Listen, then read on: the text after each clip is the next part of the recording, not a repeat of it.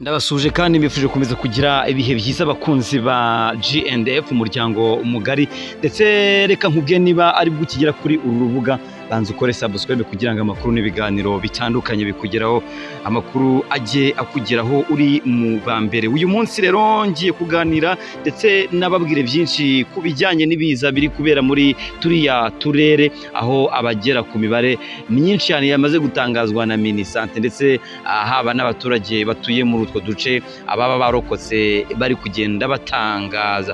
Ibi ngibi rero bikaba byagiye bihangayikisha batari bake, gusa umukuru w'igihugu nawe yagize icyo abwira abanyarwanda anyuze kuri konte ya Twitter. Uyu Perezida Paul Kagame akaba yihanganisha abanyarwanda ariko anashimira by'umwihariko abayobozi ndetse n'abaturage muri rusange uburyo berekanye urukundo ku baturage bagizweho ingaruka n'ibi biza. Niyo rero ngiye kugarukaho se Perezida Paul Kagame yabivuze gute, ese abamaze gupfa bo ni bangahe, byose reka ngwikaze nkubwire yuko wamaze kugera ku isoko y'amakuru yizewe kuri GNF muri uyu muryango mugari.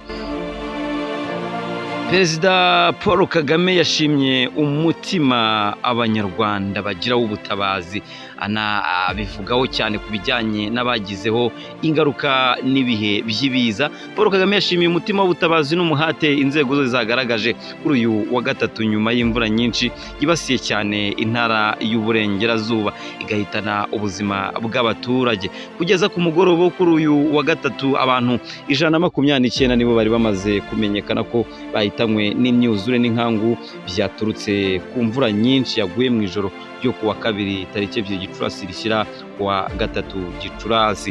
Kuri uyu wa gatatu inzego nyinshi z'igihugu zirimo ingabo, abashinzwe umutekano n'abanyamadini, imiryango itegamiye kuri leta, abaturage n'abandi bazindukiye mu bikorwa by'ubutabazi bagizweho ingaruka n'ibibiza. Umuvugizi wungirije guverinoma y'u Rwanda Alain Mukurarinda yabwiye RBA ko abayobozi batandukanye muri guverinoma baciye mu ntara y'uburengerazuba mu guhumuriza abaturage no gukurikiranira hafi ibikorwa by'ubutabazi. Perezida Paul Kagame abinyujije kuri Twitter mu magambo y'Icyongereza ati "Let me thank our security and the armed forces together with the civil and other institutes, notably among them religious ones, of incredible work they have been doing all around the clock to help manage disastrous weather effects.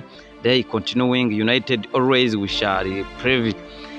Magambo make yagize ati reka nshimire inzego zacu z'umutekano, ingabo n'inzego za gisivile n'abandi by'umwihariko abanyamadini ku muhati bagaragaje kandi bakagaragaza mu gutanga ubufasha muri ibi bihe by'ingaruka zatewe n'ibiza.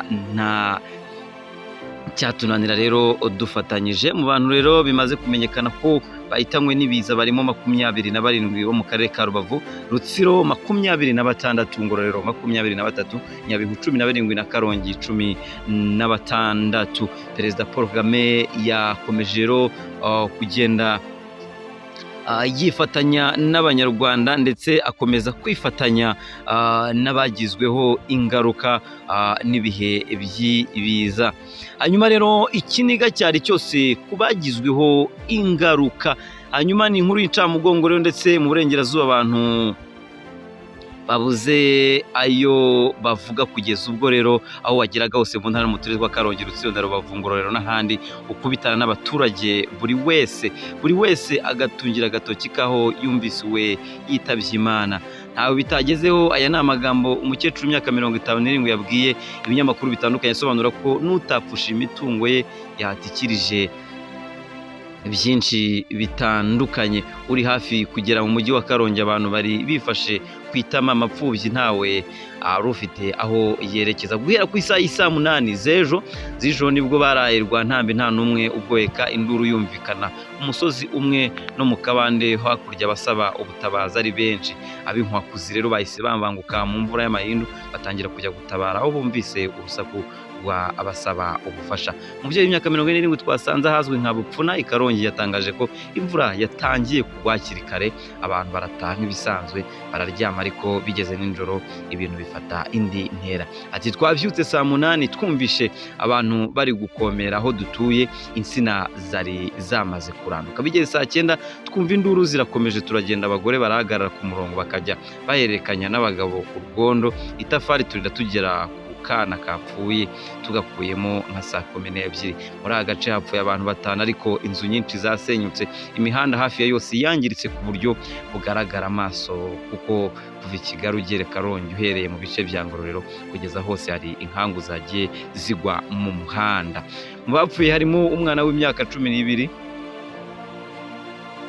witwiza bayi Thomas, inzu yamugwiriyewe n'abavandimwe be ndetse na Sariko babasha kurokoka nubwo bari mu bitaro ubu bari kwitabwaho bikomeye cyane. Ni inkuru rero ikomeje kugenda ivugwa cyane mu bitangazamakuru ndetse no mu baturage bitandukanye kubera uburyo yaba ari inkuru yatunguye abantu ku rwego rwo hejuru. Kugeza uyu munsi wa none rero icyo nababwira nuko abagera ku 129 nibo bamaze kuba bakitaba Imana.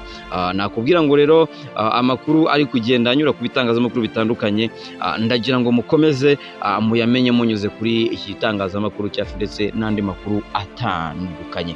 Ndabashimiye, mukomeze mugire ibihe byiza. Umuryango mugari ubaha amakuru yizewe kandi akomeza kugenda igezaho n'ibindi byubaka sosiyete. Nakubwira ngo nahangaha nahandi, niba utarakora subscribe yikore, wibuke kubikora byose. Gusa amakuru nabagezagaho nayo mu turere twa Rutsiro, Rubavu ndetse na Karongi aho abagera ku 129 bamaze kwitaba Imana kubera inkangu, ibiza, umwuzure uteye ubwoba wamaze guhitana abantu benshi ndetse n'imitungo myinshi, inka nyinshi zamaze kuba zipfa. Izo video uri kureba aho ngaho, izo video nuko abantu aho n'inka zagendaga zitemba zigenda zijya mu bishanga kubera amazi yamaze kurenga umuhanda.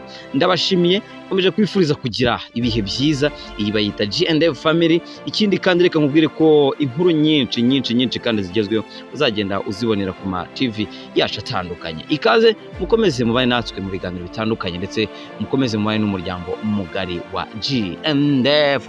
Nitwa Robert, mukomeze mugire ibihe byiza.